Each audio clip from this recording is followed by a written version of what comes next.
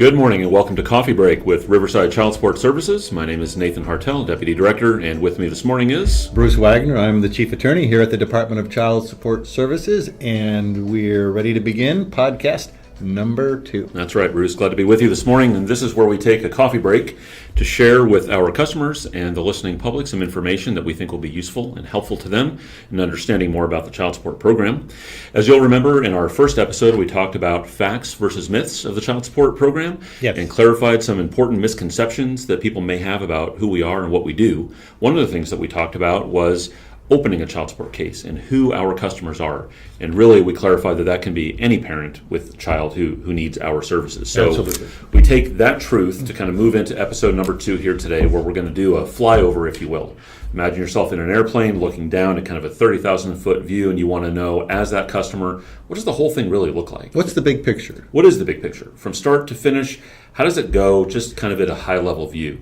At a high-level view, or an altitude of 30,000 feet, we can break it down into 3 major pieces. Case opening, how you would open a case, the types of services you might be requesting, be it parentage, child support, or medical support, the monitoring of your case throughout its life, and then the case closure. So now let's take that 30,000-foot view and let's swoop down. Let's get down to about 15,000 feet. Imagine yourself in an airplane looking out your window, and things are starting to come into view a little bit more. You don't see all the detail, but you can see the moving parts. You can see the cars, you can see some people. So as we examine those parts of the process that you talked about from a closer view, what does case opening look like at 15,000 feet? Case opening is very simple. You can do it in one of 3 ways. You can do it over the internet on our website. We have an application called Customer Connect where you can fill out an application online. You can actually come into one of our offices in Riverside, Indio, and Blythe, and fill out an application and speak with one of our customer service representatives and open up a case. Or we can mail you an application. You can fill it out and mail it back to us. Yeah, those are all great ways to do it. The point you made about speaking with someone, a child support professional, to help you with the case application, the case opening application, is really important. It's really important because you probably have questions about the types of services we offer, and our child support professionals can answer those questions. So, Nathan, what kind of services do we offer? We talked about paternity. Some customers only want us to address that issue of parentage. Who is the legal parent of the child or children on the case? So that's one of the things that we provide services for. We also provide services related to collection of monetary child support, medical insurance, enforcement of that. So within all 3 of those, there's a lot of detail that happens. So let's touch on parentage first. Why is that important?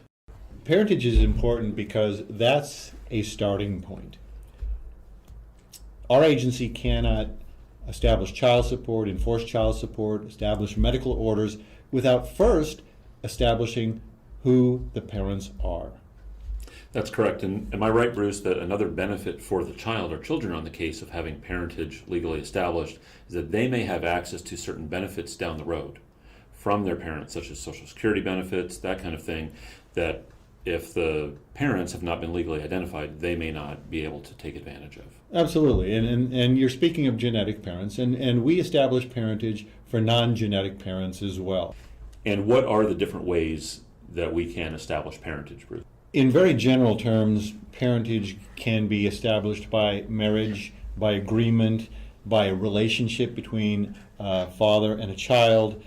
It can be established through genetic testing. It can be done through the court, and it can be done by what's called a declaration of paternity. That is, when the child is born, a person signs a document stating that they are the parent of that child. Okay, so there's a lot of different ways that can happen. Once that's done, in the process, we then move on to collection of child support as an example. Is that right? That's, well, you skipped a step there. There's the establishment of an order for child support, right, which is something that our office would do if there isn't already an order in place that we spoke about just a little bit ago. I think that distinction is important because if you're a customer who thinks to themselves, well, I'm married, so parentage is resolved, when I open my case with child support, they should then be able to just jump right to collection of child support? Maybe, maybe not. Well, that's also a very important point, because the Department of Child Support Services can't do anything without a court order as a foundation of its process. So if there is no court order in existence, whether a court order that was established by one of the parents, or whether it's a court order that the Department of Child Support Services, establishes, that is the keystone of what we do afterwards. Yeah, that's a really important part of the process, is establishing that court order. It's important for the customer to know as well that it is not a decision made internally by a child support staff member saying we think this amount of money should be charged and collected. Exactly. It is a product of a court order to collect that amount of support. Okay, Nathan, let's talk a little bit about court orders.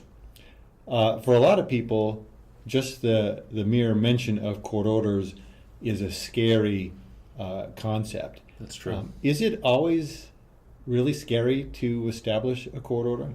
It's not always, and I want to give our customers, our listeners, an honest, true picture of what it's like. It does not mean that you don't have to participate in the process. You do. So you may have to go to court, but that doesn't have to be a scary process. Part of the reason that doesn't have to be is because Child Support Services is going to file the paperwork that is needed to get that process going. We are going to notify you of whatever court date there might be. And really, your participation is to show up, which is important. You do want to participate in the process.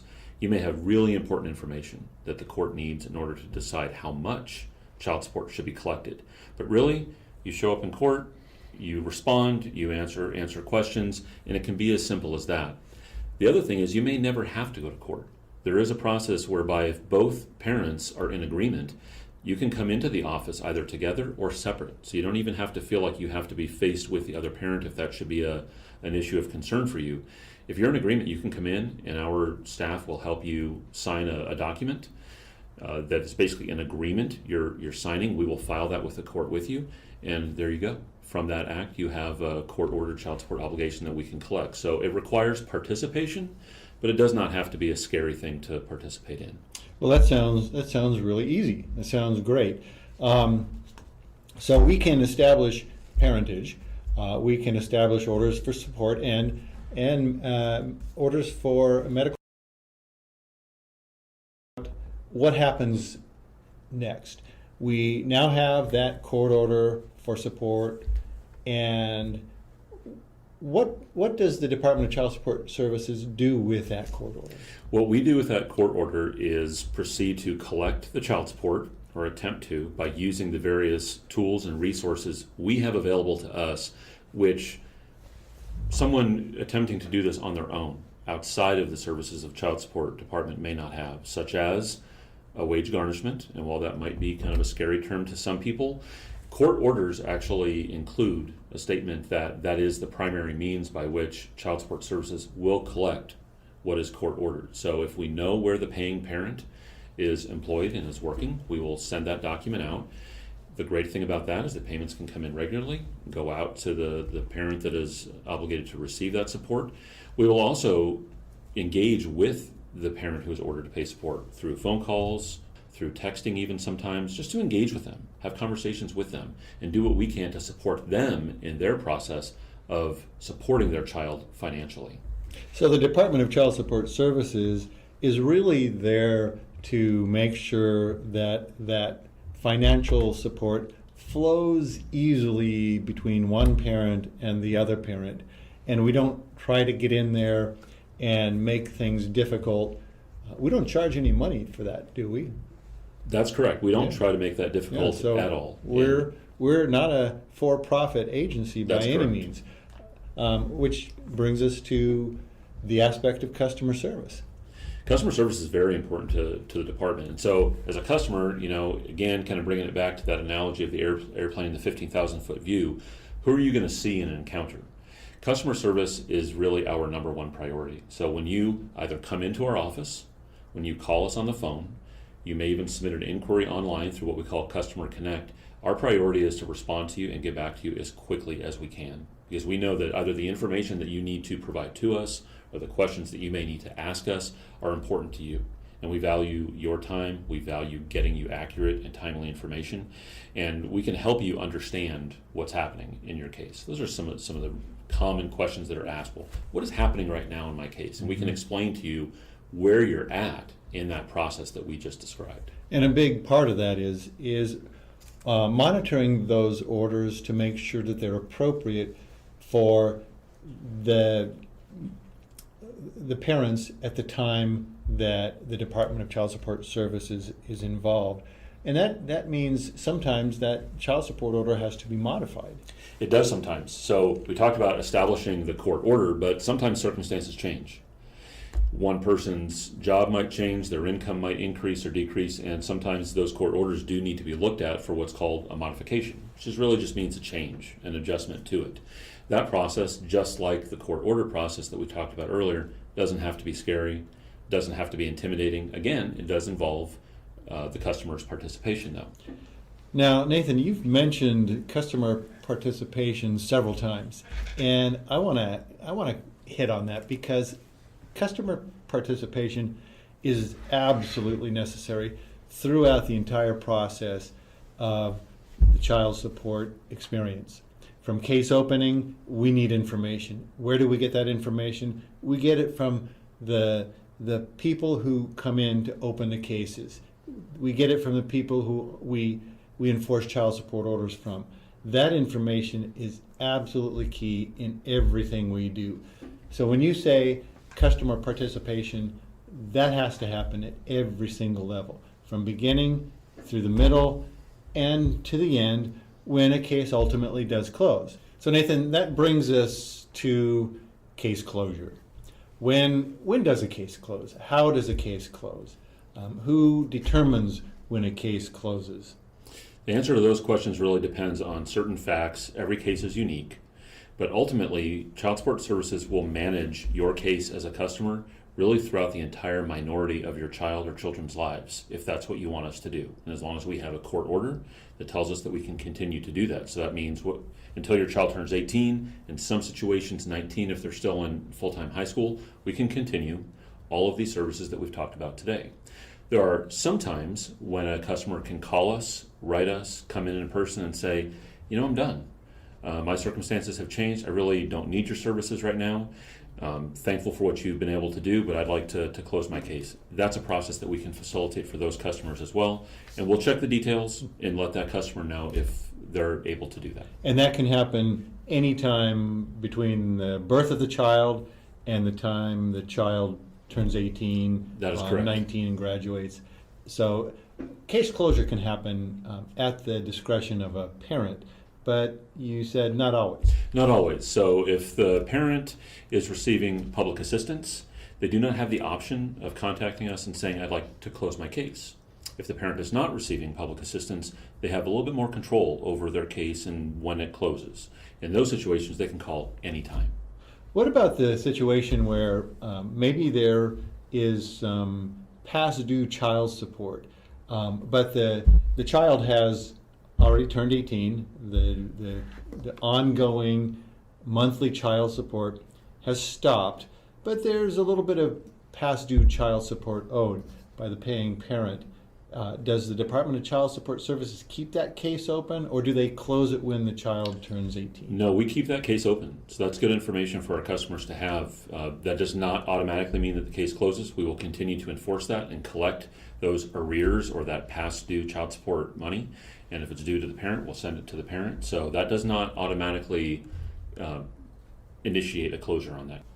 Well, Nathan, we've hit a lot of highlights on our flyover today. Maybe you could summarize those for us. I'd be happy to. So we've certainly covered a lot of ground from our 30,000 foot view down to our 15,000 foot view. And we've talked about how to open a case. We've talked about the different services that we provide, including parentage, child support, medical support, how long a case will stay open, and going all the way through to case closure. So it's been a lot covered. And I hope it's been helpful to our audience. I hope it maybe has sparked some additional questions that they may want to call or stop by to ask us. And before we do that, Bruce is going to round us out with a little taste of what's coming in our next episode. In our next episode, we're going to call that the Legal Corner, as Nathan promised in our episode number 1. And that episode is going to cover such topics as the function of the Department of Child Support Services versus the function of the courts, the importance of court orders. We'll get into a little bit more detail in court orders than we did in today's episode. What we do and what we don't do legally in the Department of Child Support Services, and something I think a lot of people would be interested in, and that is, what is the court experience? What happens when you go to court? So hopefully you'll be able to join us on that episode, and we thank you for listening to this one. My coffee cup is empty. And so is mine. And our coffee break is now over. It's been a pleasure talking to you, and we'll see you next time. Please remember to subscribe to our podcast.